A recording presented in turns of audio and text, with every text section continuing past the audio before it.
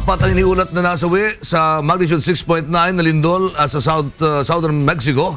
At samantala bahagyang humina ang Typhoon Neyogori habang papalapit sa Okinawa, Japan. Yan at iba pang balitang abroad sa ulat ni Marz Navarro.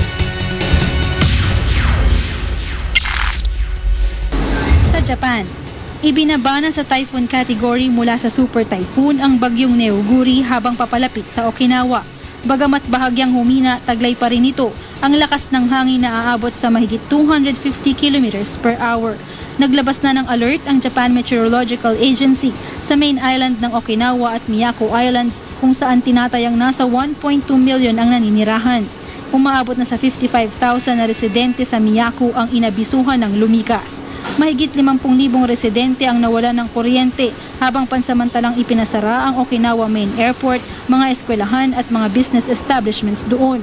Pinayuhan na rin ang mga mamamayan na naninirahan sa mga bayan na dadaanan ng bagyong Neyogori na manatili muna sa kani-kanilang mga tahanan at maging alerto sa lahat ng oras.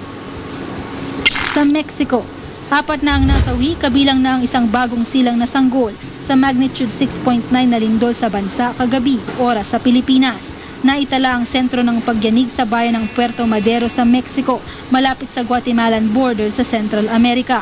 Ayon kay Guatemalan President Otto Perez Molina, nagdulot din ng landslide at maraming gusali ang napinsala bunsod ng malakas na pagyanig.